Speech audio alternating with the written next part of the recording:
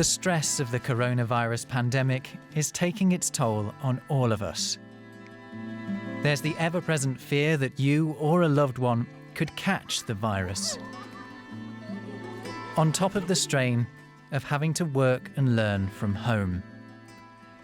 With normal ways of relaxing and socializing on hold for now, scientists are starting to study the emotional impact the pandemic is having on people everywhere, from the oldest to the youngest. Das große Coronavirus. In der Mitte ist der rund grün.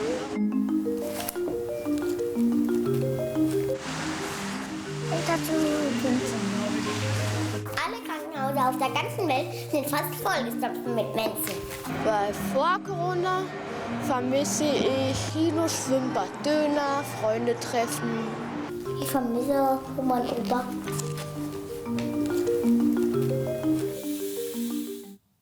Children perhaps can't fully comprehend the unusual strain that this pandemic is placing upon them. These are not normal times for anyone, and the impact is being felt strongly by those who would normally need the most help. The elderly are among them. 3 friends have met up to play cards in Leipzig, Germany. They are between 70 and well over 90 years old. They all still live in their own homes. They regularly do exercise classes together and meet up in a restaurant on Sundays. So how do they feel about the contact restrictions? Ich will kein Risiko haben. I don't want to take any risks. I prefer to follow the recommendations. I won't take any risks. Das ist natürlich belastend. Of course, this is stressful because you become really isolated and very alone. And you need a bit more. At least I personally need a little bit more company. Nursing homes have had restrictions for a long time. Visits are now limited to half an hour each day. One of this home's residents is Lucia Littmann. She is 99 years old, has 4 children, and she's a grand and great-grandmother. Der Mensch ist ja eigentlich so angelegt. Ein gutes Leben Humans are meant to be social. You can have a good life when you have closeness, when you can hug, things that aren't possible now. Man traut sich ja doch den Kindern gar nicht. I don't dare to shake hands with the children. That's not what you're supposed to do.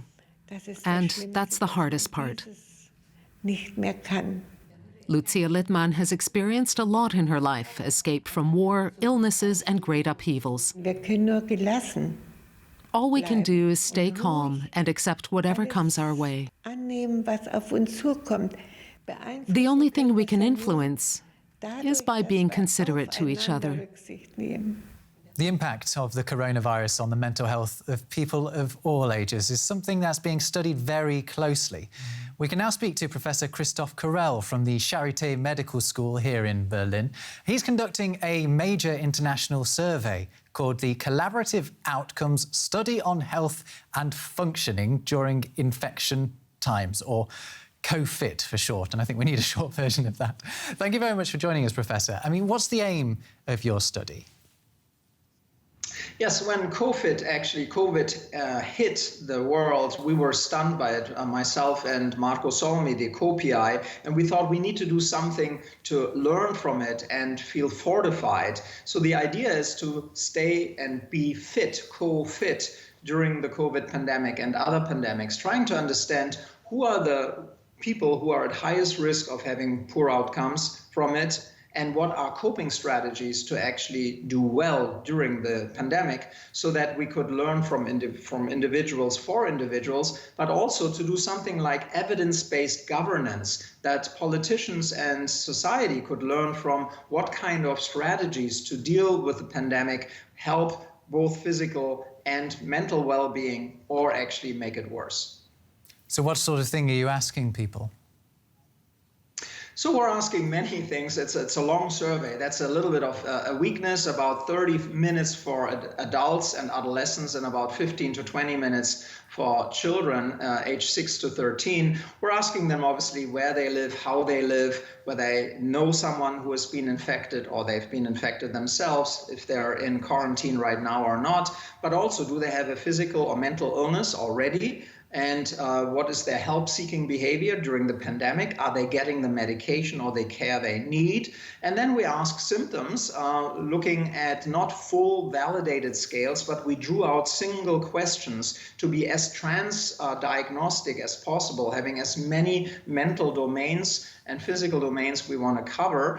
And then we already saw that having drawn out just a couple of questions, always on 0 to 10, how much do you feel it is true now that you're anxious, lonely, bored, stressed, angry, and how was it the 2 weeks before the pandemic hit in order to see a change? And then we also ask about coping strategies, what works the best? And then we want to see people who do well, what kind of coping strategies do they use versus those that don't, so that we can actually recommend certain strategies to people who may not use them appropriately.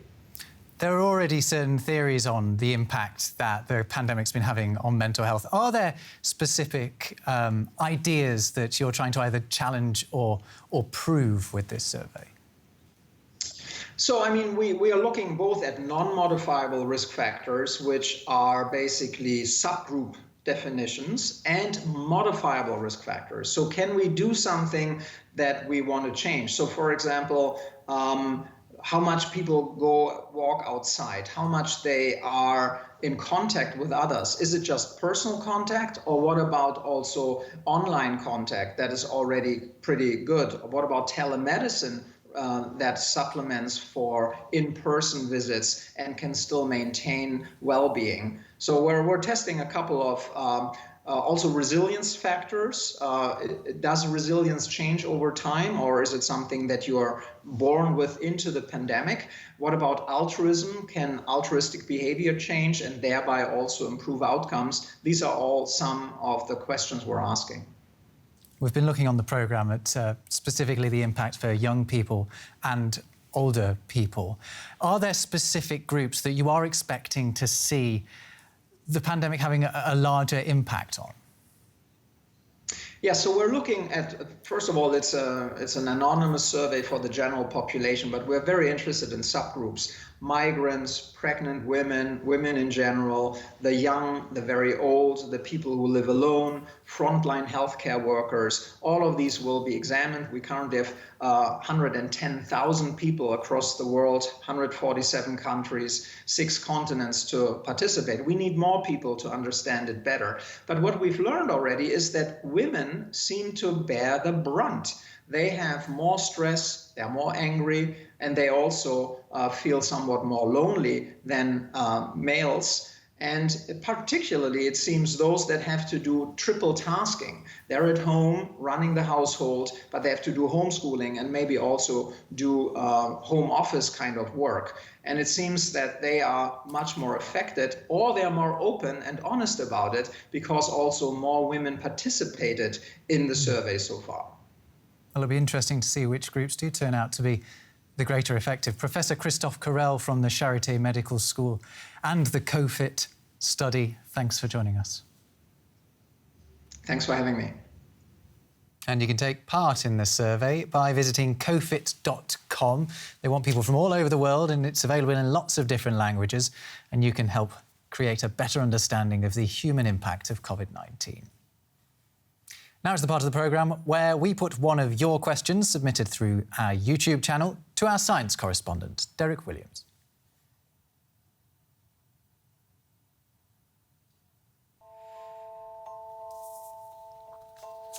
I would like to know why the Pfizer vaccine needs to be kept so very cold, especially since it presumably has to be warmed up prior to administration. To answer this, I first have to go over a few basics of cell biology. The vaccine developed by BioNTech and Pfizer is what's known as a messenger RNA, or mRNA vaccine. Now, mRNA is a chain-like molecule that fulfills a very important function in cells. It contains codes to make proteins, and it acts as a messenger between a cell's control center and its protein-building machinery, hence the name. But the protein this particular mRNA vaccine encodes for isn't a human one. It's a protein that's made by the coronavirus. And when the mRNA is injected, it causes your cells to begin making that viral protein. And that provokes an immune response, just as if you caught COVID-19. Sending in the pretty simple, quick-to-produce mRNA code molecules to make these complicated proteins and getting the body to do all of the work of producing them is an elegant solution to a complex problem. But of course, it can't be all easy. We've been trying to produce these kinds of vaccines for decades now, and one of the major hurdles has been keeping the mRNA stable long enough for it to accomplish its task.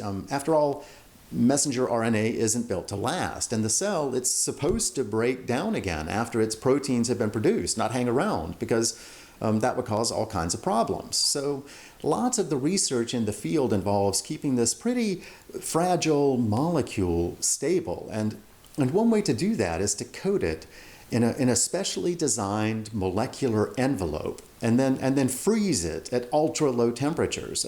When you thaw it back out again, the mRNA begins to degrade, but not instantly. The best description I've heard of the process compared these vaccines to chocolate-covered ice cream bars, with the coating helping to retain the integrity of the ice cream to some extent, even as it slowly melts. Pfizer and BioNTech say that their vaccine, if refrigerated, remains stable for up to about 5 days after thawing. And Moderna, which makes the other mRNA vaccine candidate that's making headlines at the moment, it says that its doses have a refrigerated shelf life of up to 30 days.